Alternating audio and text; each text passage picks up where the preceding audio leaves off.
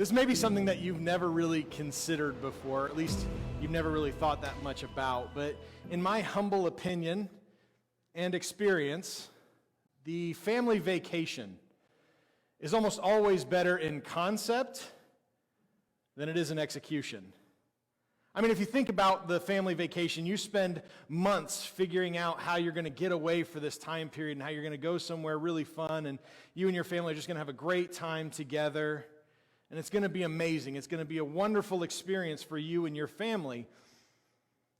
But then the day comes that you're supposed to leave. And all of a sudden, the car ride to the vacation spot is a little longer than you thought it was going to be. Or if you take a plane, the airport experience is a typical airport experience, a disaster. The plane gets delayed, your luggage gets lost. It's just not as much fun as you thought it was going to be to get there. And then you finally get to the hotel or the cabin or the condo or whatever it is that you are renting out at this vacation place, only to find out that it's not nearly as nice as it looked online, or the accommodations aren't as up to par as you thought they would be. And you kind of drive around a little bit looking for something to do, only to find out that the town doesn't really have as much going on in it as you thought it might, or the things that you were hoping to go see, well, they're a little further away than what it was advertised as. And maybe you and your family, you decide, you know what, we're going to go have some fun, only to find out that you all have a very different opinion on what fun actually is. So inevitably you wind up taking your kids to go do something that they really don't want to do, which in my experience always works out. Or you wind up sacrificing the thing that you were really looking forward to for the sake of making sure everybody else has a good time. My dad and I, we've always had a very different outlook on what constitutes a vacation. So it made our family vacations growing up interesting. See, for my father, he likes to go places, like when he gets to his vacation spot, the first words out of his mouth is, all right, so what are we going to do now? Where are we going to go? What are we going to go do? My dad likes to go to places like Branson and Gatlinburg, places that just have a ton of stuff for you to do, and God bless the man, he tries to do all of it. He doesn't like to feel bored. He doesn't like to feel cooped up. For him, the perfect vacation is someplace where he has lots to do and places to go and just things to see. Me, on the other hand, I have a very different outlook on what constitutes a great vacation for me. Where my father might ask, what do they have to do? My only question is there someplace with great tacos? I just want to find someplace that's quiet, that's peaceful, just someplace where I can go and sit and read, usually an insane amount of comic books. That's the perfect vacation for me, just to relax and be peaceful. And if there's things to do in the area, I might take a day of my vacation and go do a few of them. But if I don't, oh well, wasn't that important to me. For me, the ideal vacation is just finding a quiet, restful spot. And so it made those family vacation things interesting for us with these diametrically opposed viewpoints as to what constitutes a vacation. Anytime that we tried to find a compromise there, it would end up being that one of us was not overly satisfied. My dad, if we tried to do things my way, he'd get bored and antsy and inevitably wind up on the phone trying to sell a house back home because it gave him something to do. If we tried to do things my dad's way, I'd end up going home from the vacation more tired than I was when I got started. And isn't the point of a vacation to go off someplace and to get rest? But see, I think therein lies the issue, not just for my father, but for a lot of us, I think. We have a problem with this notion. Most of the time, we feel like we need to be occupied with something. Whether we're on vacation or we're at home, we constantly feel the need to be doing something, right? We have that overwhelming urge that no matter what it is that's going on around us, we need to find something to occupy our time. We feel like we have to be doing something constantly or else we're just wasting our time. The truth of the matter is that we have forgotten what it means to truly and properly rest. We feel like we need to pack as much stuff as we possibly can, so we wind up overbooking ourselves. We overstretch our schedules. We constantly feel like we are overwhelmed because we don't know what rest really means. We're afraid that if we allow ourselves a moment to just find that rest, to relax, then we're going to miss out on something, or we're going to be labeled as lazy and sloth-like. So instead, we just keep ourselves going at a breakneck pace in our lives, never allowing ourselves to truly know what it means to rest. And yet, over the last several decades, a lot of scientists and researchers and health experts have began to notice that there is a correlation between our ability to truly rest and our physical and mental health. It turns out that if people can rest properly, then they are more inclined to not have heart disease or inflammation or high blood pressure or any other high-risk factors. People who are well rested are more prone to live anxiety-free lives, or at the very least have significantly less anxiety than most of us experience on a daily basis. They're able to be calm. They're able to actually handle things in life a little bit better. And what I find really interesting is that oftentimes these people who are good at finding rest, they actually wind up being better at their work than those who aren't. It's an interesting idea, and it kind of makes sense if we start to think about it, right? I mean, you're not at your best when you're tired. I mean, that may be the most duh statement I've said so far. You're not your best self whenever you're tired. You find yourself more short-tempered, more irritable, more prone to doing or saying things that you know you wouldn't normally say or do. We're not the best version of ourselves when we allow ourselves to overstretch, when we're unrested. If we're not finding that proper time to rest, it just winds up making us worse than what we already want to be. And while there are certainly physical and mental benefits to finding rest, there's also a great deal of spiritual benefits that come with us in our rest. It's important to our spiritual health to find rest. It's important for us who follow after Jesus to find that time to rest. And yet, I'm going to go out on a limb here and assume that, like me, you've probably not heard too many sermons on rest. You've probably not read many Christian books on rest. I mean, there was like one episode of the Andy Griffith Show with a minister who preached on rest, but that's probably about it. And that's only if you watch the Andy Griffith Show. And if you don't watch the Andy Griffith Show, why not? Is it too good for you? I mean, rest is not something that we typically prioritize, even in our faith. And yet, if we look at the whole of Scripture, there are so many times where rest and this notion of taking a time to rest from our work becomes important. Now, understand, we're not just talking about sleep, at least not yet. Sleep is important, yes, but that's not the rest that we're talking about in this. We're talking about those times to just unplug, to just kind of take a step back from all the things that we are doing in our lives and finding those quiet places and those times where we can allow ourselves to refresh and even reconnect with God. Those are such importantly vital parts of our lives in our physical, our mental, and our spiritual health, and yet far too often we neglect it. We even run away from it. But if we look at the life of Jesus, this is something that he modeled for us time after time after time. Jesus understood the importance and the value that came from finding those times of rest. And yet that's not the sort of thing that we associate with Jesus. It's not the first thing that pops into our mind. We tend to focus on the things that Jesus did while he was here, all the miracles, all the teachings, all the great stuff that he did. We focus on the work of Jesus to the point that we miss the rest of Jesus. And yet throughout his word, that rest was important to him. He oftentimes looked for quiet places to refresh, to reconnect with the Father. Luke chapter 5, verse 16 actually tells us a little bit about this, but I think we kind of miss this verse.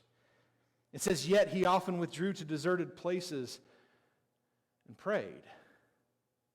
This verse oftentimes gets so overlooked from us because it's just a few little words just strung together, but the verses that are before it are more in line with what we typically think of when we think of Jesus, because the verses ahead of this are talking about the large crowds gathering and the healings and all the things that Jesus did, so we miss this. because it immediately goes on to talk about another healing and another big moment in Jesus' life. So we miss the notion that Jesus rested. It was something that was important to him to find a place to rest and reconnect with the Father. But as we dig deeper into the life and the ministry of Jesus, we begin to understand that there's a direct correlation between the rest of Jesus and the work of Jesus. Oftentimes, whenever he came down from those times of resting and praying and those moments where he separated himself, they're oftentimes followed by some of the biggest events in the life of Jesus. Some of the most awe-inspiring moments of Jesus' ministry take place after he has had this time to rest. Yet we have a tendency to miss it. Today we're going to kind of look at some of these stories of Jesus having this time of rest and seeing what he does afterwards, because I think there's a direct correlation between the rest of Jesus and the work of Jesus. I don't think that it's there by coincidence. But this first one that we're going to kind of talk about, on the surface level, it may seem like this doesn't match up. I mean, I've given this a lot of build, have I not? I mean, I've talked about this notion over and over again to the point where you're expecting that we're going to talk about a huge moment of significance in the life of Jesus. But in Luke chapter 6, verses 12 through 16, we're going to talk about an event that on the surface seems small. That just happened, didn't it? Okay. Don't let me forget those are there. In Luke chapter 6, verses 12 through 16, we're going to kind of see this moment that we may just wonder what's the big deal about. But it's a direct correlation of the rest of Jesus and the work of Jesus. Here's what it says. It says, during those days he went out to the mountain to pray and spent all night in prayer to God. When daylight came, he summoned his disciples, and he chose 12 of them, whom he named apostles: Simon, whom he also named Peter, Andrew his brother, James and John, Philip and Bartholomew, Matthew and Thomas, James the son of Alphaeus, and Simon called Zealot, Judas the son of James, and Judas Iscariot, who became a traitor. Now again, you look at this text on the surface, it doesn't seem like there's a lot going on there, right? Okay, Jesus went up, he rested, he prayed, he came back down, and he named 12 dudes. So? But I think if we take a step back and we take a look at the grander scheme of Scripture, this is a hugely significant moment in the life of Jesus. This is a major moment in his ministry. This is something that has great significance to it. Jesus always had more than 12 followers. I mean, we tend to focus on the 12. They're the ones who get brought up the most in Scripture, but Jesus always had a lot more than 12. I mean, there was one moment in John chapter 6, I believe, where a lot of them left except for 12, but it didn't take that much long for him to get more followers. He always had people around him, aside from the 12, who were trying to model their lives after him and trying to follow him as best as they possibly could. And yet when Jesus goes off to this mountain, he takes that night, he has that quiet time, that peaceful rest and reconnection with God. And when he comes back down, he chooses 12 men that he is going to intentionally pour himself into. He is choosing 12 men who are going to go off and do some incredible things. There's going to be more expected of them. He's going to push them harder than his other followers. And they're going to get to do some really significant things. Because if we look at the lives of the disciples, both after this moment and after Jesus ascends and to the ends of their lives, 11 of these men are the foundation of the church today. Understand, we are almost 2,000 removed from the last of these 12 men drawing his last breath. And their significance and their importance and their work is still being felt today. When Jesus came down from this mountain, when he came back from this time of rest and reconnection with the Father, he picked the 12 men who would ultimately change the world. This is a significant moment in the life of Jesus, but what was he doing before this? What was he doing before he named these 12? He was taking time to unplug from everything else going on around him, to find a quiet spot so that he could rest and reconnect with God. And then he chose the 12 men who would change everything.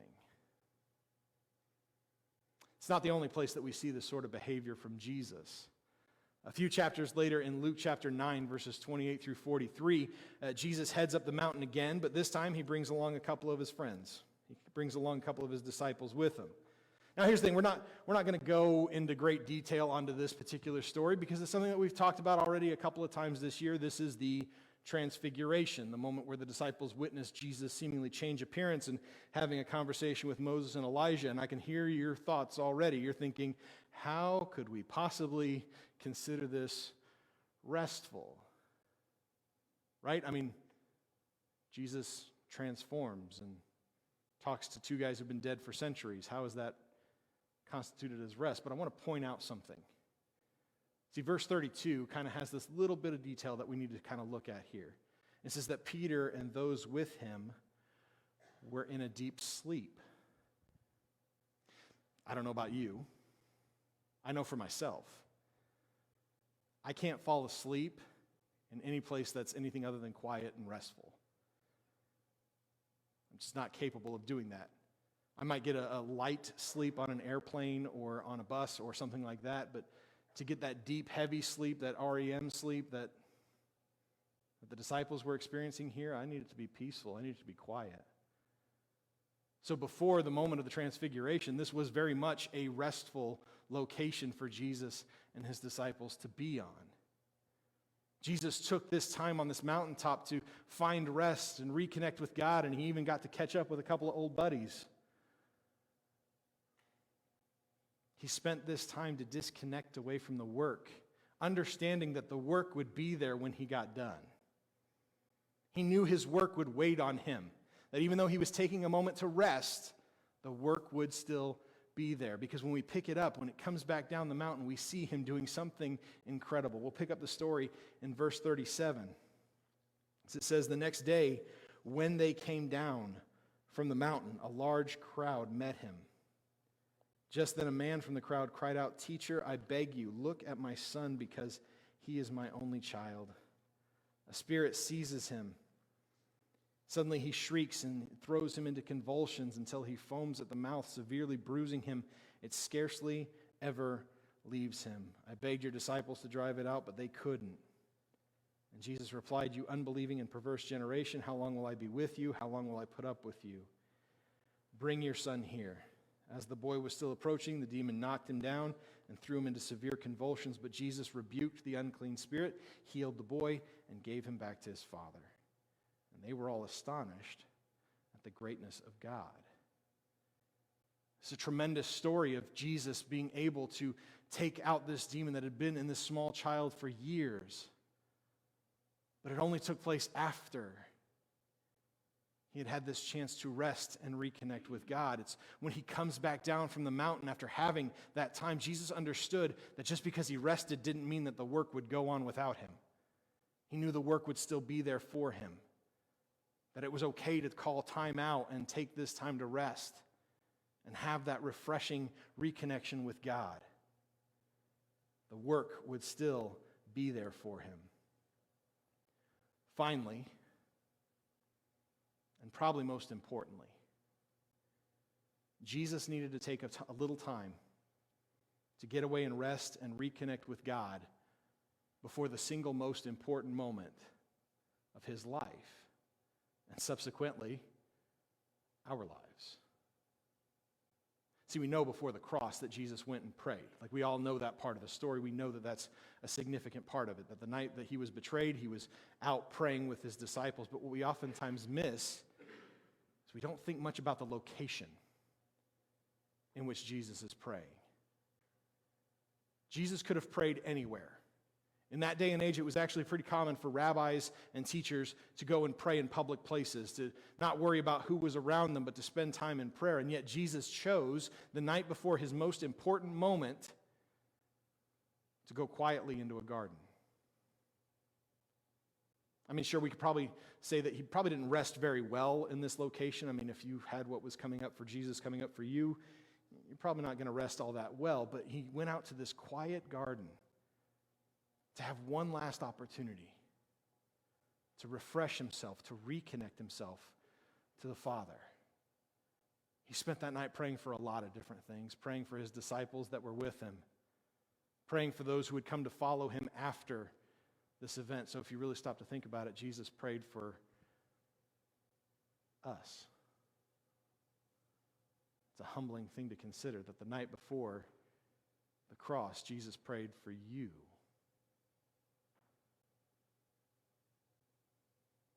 And sure, he prayed that if there was any other way that I don't have to go to the cross, that'd be swell. But he still took that time, that one last opportunity to go find that quiet place, to try to calm his mind, and to reconnect with God. For Jesus, prayer was an important part of his life. We can't miss that. That prayer was significant to Jesus, and therefore it should be significant to us. But what we fail to miss, or what we fail to see most of the time, is where Jesus was. The method in which he would pray. That he would find himself, he would allow himself an opportunity to disconnect from the world around him, to unplug from the work that he was doing, and find a quiet spot, someplace restful. And he would get that replenishment and that refreshment that can only come from resting and reconnecting with God. Nearly every time in Scripture that Jesus rests, when he comes back, he has a renewed energy about him, a renewed enthusiasm for the work that's ahead of him. It's almost like that rest and reconnection was something that he knew he needed. And yet we struggle with that. We struggle with the very notion of being able to rest. We fight constantly against our body's own need for that rest. To be completely transparent with you, if I can kind of pull back the curtain, I felt a little weird about possibly coming up with a series of sermons about rest, because it's something I don't do well. My wife will tell you, when we're at home, I don't sit down very well. Mandy had the day off on Friday, and I decided to take the day off so I could spend my time with my wife, and we didn't really do anything. And about 5 o'clock, 6 o'clock, something like that, I had enough. I had to get up. I went and cleaned my kitchen. It was spotless by the time I was done because I felt like I needed to do something. I couldn't just take the whole day and do nothing. I had to find something to occupy my time with. So the notion of preaching on rest, I'm going to be honest with you folks, this is something that your pastor struggles with. It's something that every one of us struggle with because we don't know what it means to fully rest. We know that as the followers of Jesus, that we are called to serve, that we are called to go and do the work that God has laid out for us, to hopefully lead others into following after him. But how can we possibly hope to be effective at that work if we're running ourselves ragged all the time? We're not going to be effective in the work that God has for us unless we take the rest of God. To find those times to just be quiet and be still and reconnect with God. Yes, Jesus spent a great deal of time in prayer. It's something that we cannot overlook. But he always took time out of the work that he had in front of him, knowing that it would still be there, so that he could go and rest. He did incredible things afterwards. It's almost as if that rest made him better at doing the work that he had in front of him. If Jesus understood the need for rest in himself, why do we think that we can go without it? If Jesus understood the need to disconnect from the work around him and reconnect with the Father, then what makes us think that we're going to be any good without doing that? The reality is, if as Christians we are meant to model ourselves after Jesus, and Jesus understood the need for rest, then maybe we need to find the value in it ourselves. Maybe you and I, we need to find those ways and those places and those times that we can properly rest. And you might be thinking to yourself, well, I just don't have the time for it. I've got so much going on. I'm going to remind you of something that I've reminded you of before. We have a tendency to make time for the things that we find important. And if Jesus found rest to be important, then maybe we ought to as well, and we need to make the time to do it. Rest is not just about sleep. I mean, sleep is fantastic, don't get me wrong. But rest is not just about sleep. It's allowing ourselves the opportunity to quiet our hearts and our minds so that we can reconnect with God, so that we can be refreshed and replenished by Him, just as Jesus.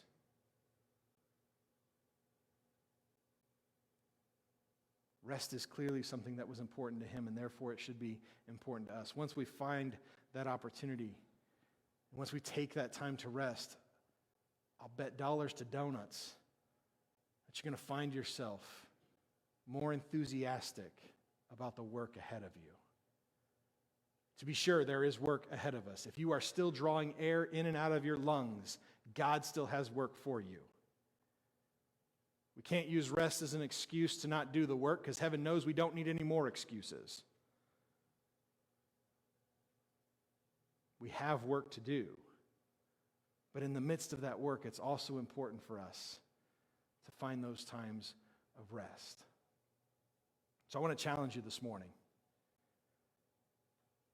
I want to challenge you that sometime over the next week, make time to rest.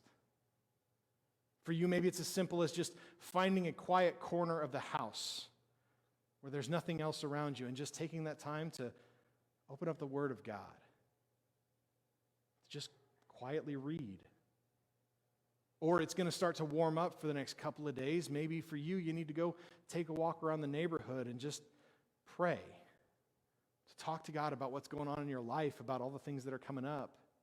I mean, I understand we're talking about rest at probably the busiest season for everybody. It's almost like I did that on purpose. Maybe you just need to have that walk around the neighborhood, just take the dog or the cat or, I don't know, maybe the pet pig. Some people have those. That's weird. But, you do you. And just take that time to pray around the neighborhood. Or maybe you want to go outside into one of the parks or to find a trail and just surround yourself in the creation of God. And to have that time to disconnect from the world around you and just be enthralled at the wondrous works of our Father. Find that time, make it a priority. I don't know how long it's going to be for you. Maybe it'll be a whole day for you. Maybe it'll be till 5 o'clock and you get stir crazy and you go clean your kitchen. That's fine too. But find those opportunities in your life to go and to rest, to disconnect from the work that's ahead of you and reconnect with the Father. We'll close this morning with the words of Jesus in Matthew chapter 11, verses 28 to 30. He says, "Come to me, all of you who are weary and burdened, and I will give you rest. Take up my yoke, learn from me, because I am lowly and humble in heart, and you will find rest for your souls. For my yoke is easy, my burden is light."